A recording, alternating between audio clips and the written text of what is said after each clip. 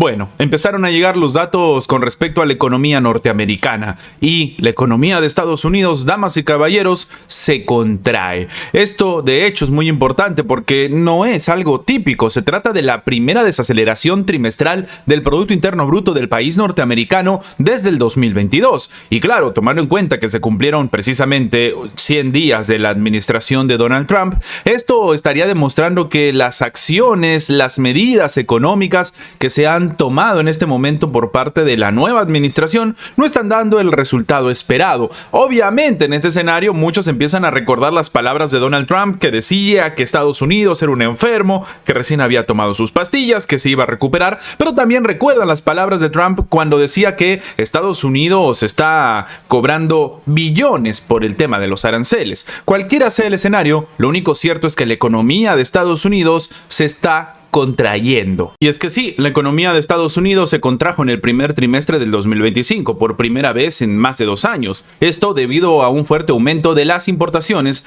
ante la incertidumbre de los aranceles impuestos por el presidente estadounidense y también a una desaceleración del gasto del consumidor. En concreto, el Producto Interno Bruto se contrajo un 0,3% en los primeros 3 meses del año, según las cifras preliminares de la Oficina de Análisis Económico de Estados Unidos, publicadas el día de hoy. Se trata de la primera desaceleración de la economía del país desde los problemas en la cadena de suministros, impulsados sobre todo por lo que sucedió, la pandemia de COVID-19, a principios del 2022. Esto significa que en este momento el gobierno norteamericano se ha aislado a unos niveles inesperados que para algunos expertos demuestran que en realidad estas medidas son bastante preocupantes. Estar en una situación similar al quebrantamiento de la cadena de suministros por el COVID-19 lo único que hace es demostrar que no se están tomando medidas correctas. De hecho, uno de los principales responsables de la baja registrada fue el aumento de las importaciones, que subieron a una tasa anualizada de alrededor del 41%. De hecho, el mayor incremento en casi 5 años. Economistas citados por The Washington Post han atribuido todo esto a los cambios de la ansiedad generada, obviamente, por los aranceles. O sea, todo esto está situándose en medidas o desafíos que vive la economía norteamericana gracias al propio presidente del país. A principios de año, las empresas y consumidores se apresuraron a comprar productos extranjeros anticipándose, por ejemplo, a las tarifas de Trump, que finalmente se anunciaron a principios de abril y desataron esta nueva guerra comercial con China. Nueva entre comillas, porque algunos consideran que esta nunca se frenó. Cabe recordar que con los bienes importados, que como siempre y sobre todo más importante, no se producen en el país, se restan del Producto Interno Bruto, lo que contribuyó significativamente a la lectura negativa del trimestre. Ahora, por otra parte, una caída en el gasto gubernamental también ha afectado el crecimiento económico, al igual que el gasto del consumidor, que creció a un ritmo débil en comparación con los meses anteriores, ya que los estadounidenses frenaron las compras grandes. El crecimiento simplemente se ha desvanecido. Esto afirmó Chris Rupkey, economista jefe de investigación de la firma financiera FWD Bonds. De hecho, él comenta que los consumidores dicen estar muy preocupados a niveles típicos de las recesiones. Esto indicó por su parte Jonathan Miller, director de la investigación económica estadounidense de Barclays. Ahora, en este caso, la reacción de Trump al informe económico fue de minimizarlo, pero obviamente, a pesar de que dijo que esto no significa nada, que no pasa nada, por si acaso le echó la culpa a la administración de Joe Biden de la situación económica. Esta es la bolsa de valores de Biden, no la de Trump. Escribió en sus redes sociales: nuestro país prosperará, pero tenemos que deshacernos del exceso de Biden. Terminó agregando: esto va a llevar tiempo, pero no tienen nada que ver con los aranceles, solo que nos dejó con malas cifras, pero cuando comience el auge será como ningún otro. Tengan paciencia. Terminó concluyendo el mandatario estadounidense en lo que para algunos expertos no es suficiente para intentar poner paños fríos a la situación y al preocupante escenario que se vive en Estados Unidos, porque recordemos que estos datos acompañan a la tensión que está viviendo con China, y ya no solamente eso, sino que también acompañan a un escenario todavía más alarmante en el que la propia China, lo comentábamos en anteriores videos, ha salido al frente a pedirle al mundo que empiecen a trabajar juntos en contra del matón, refiriéndose evidentemente a Estados Unidos. Así que el panorama está servido y dentro del propio gobierno norteamericano existen tensiones preocupantes.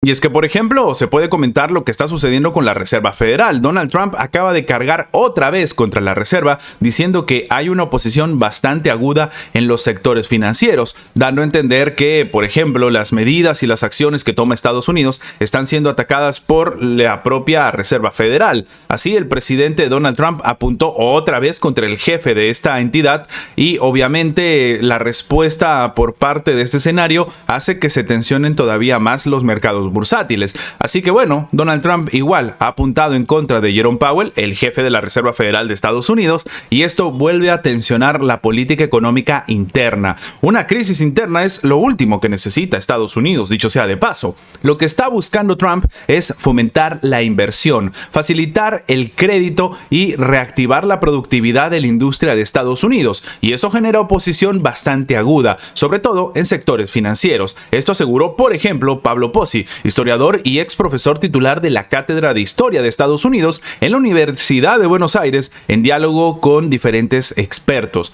Él ha dicho que se piensa que en realidad Jerome Powell, además de ser un monetarista, de ser republicano y de pertenecer al sector de George W. Bush del Partido Republicano, o sea, no es del sector trumpista, es un hombre de bancos de inversión, intentando matizar la tensa relación que existe entre ambos funcionarios. En ese sentido, ha afirmado que la propuesta de Trump de bajar la tasa de interés implica bajarle la tasa de ganancia a esta gente y, de la misma manera, aumentar los aranceles implica dificultar todo el comercio en términos de importación y exportación. Esto es una cosa compleja en Estados Unidos, sobre todo porque el análisis del sector trumpista, que va bastante más allá de los republicanos solamente, es que Estados Unidos está en una decadencia. Entonces, tomando en cuenta estas crudas palabras, estaríamos siendo testigos de cómo este escenario es todavía más preocupante del que algunos pueden llegar a creer. Make America Great Again, hacer grande de nuevo Estados Unidos, implica que ya no es más el great,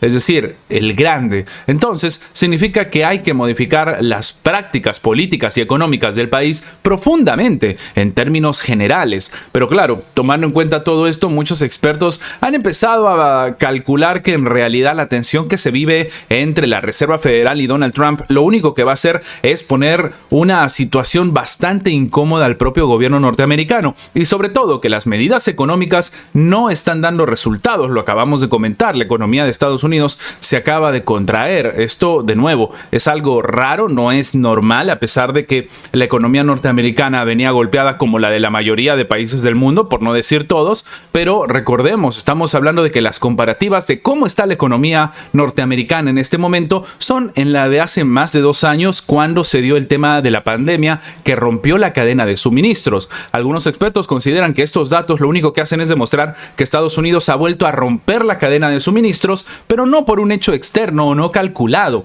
sino porque ellos mismos han decidido aislarse del mundo, algo que no necesariamente es lo que persigue la propia administración de Donald Trump, además de que no se esperaba una respuesta bastante contundente y acérrima por parte de la propia China. Entonces, con estos dos factores tenemos un escenario bastante complicado en el que Estados Unidos, curiosamente o inesperadamente, ya no tiene que pelearse, entre comillas, solamente con China, sino también con la propia Reserva Federal. Entonces, si tomamos en cuenta todo esto, algunos expertos empiezan a entender por qué tal vez Donald Trump primero decidió poner paños fríos a estos aranceles elevados que había aplicado a la mayoría de países del mundo, y bueno, estos 90 días de gracia que para algunos expertos se van a pasar volando, y habría que ver cuál va a ser el nuevo discurso de la administración estadounidense. De repente decir que todo se queda con el 10% para absolutamente todos los países, o de repente decir que, bueno, ya se ha conversado con todos los países y los aranceles se van a quedar congelados en esa cifra.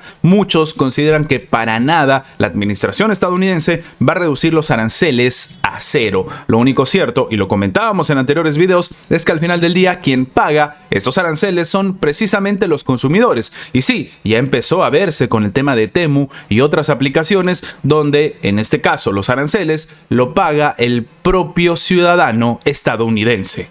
Y además, una noticia bastante incómoda para el gobierno norteamericano es lo que está sucediendo precisamente con el tema de China. Y es que China, según dicen algunos expertos, habría superado una de las barreras más importantes que erigió Occidente en su contra. O sea, exactamente de qué estamos hablando. Primero, en medio de la escalada de restricciones tecnológicas y tensiones geopolíticas, China ha logrado un avance en la tecnología para la fabricación de circuitos electrónicos avanzados, al construir una fuente de luz ultravioleta externa con parámetros competitivos a nivel internacional. Esto acaba de ser informado por el South China Morning Post, para que se entienda, un medio de comunicación que hace eco de las acciones y de las medidas y estrategias del propio gobierno chino. Los responsables de este hito fueron científicos del Instituto de Óptica y Mecánica de Precisión de Shanghái, dirigidos por Lin Nan, que anteriormente trabajó como jefe de tecnología de fuentes de luz de la compañía ASML de los Países Bajos. ASML es el único fabricante en el mundo de máquinas EUV que se emplean para la producción de chips con nodos menores a los 7 nanómetros. No obstante, desde el 2019 tienen prohibido vender sus modelos más avanzados a China, debido a los controles de exportación del Departamento de Comercio de Estados Unidos y otras regulaciones. Entonces, se dio una suerte de bloqueo tecnológico en el cual la administración china ya no podía conseguir este tipo de recursos. Pues, ¿qué es lo que acaba de hacer la administración de Xi Jinping? Muy fácil, ya no comprarlos, ya no intentar de alguna manera trabajar con ellos, sino crearlos. Ahora, los investigadores chinos han desarrollado una plataforma experimental basada en láseres de estado sólido, no muy diferente al equipo comercializado por ASML,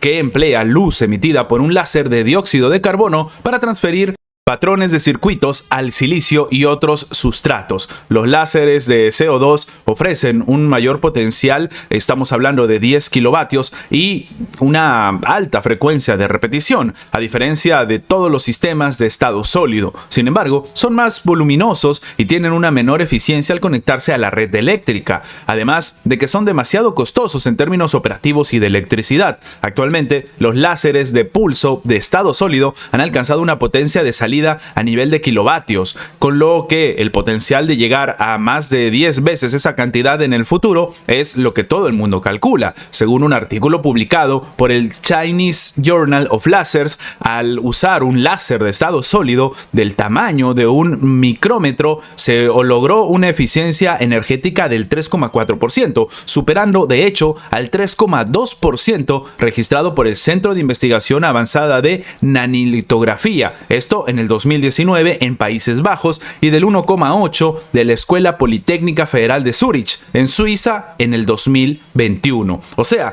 que se tienen los láseres más modernos del mundo. Estos láseres de estado sólido pueden ser un sustituto para los de CO2 como fuente de alimentación de la próxima generación para la litografía. No obstante, aún se encuentran en etapa experimental, pero con estos datos tan masivos y tan llamativos sobre todo, China acaba de lograr superar una de las barreras más importantes que el mundo había intentado poner en su contra, o al menos la administración estadounidense, con el tema de las sanciones y de las restricciones económicas. Para muchos expertos, esto lo único que hace es demostrar la gran escala de todo esto con respecto ya no solamente al tema tecnológico, sino sobre todo al tema, en este caso, de la carrera hegemónica que se vive entre Estados Unidos y China. Esto es tan agresivo y tan particular que en este momento China acaba de despuntarse en una tecnología que, al menos desde el punto de vista de Occidente, se suponía no se tenía que despuntar.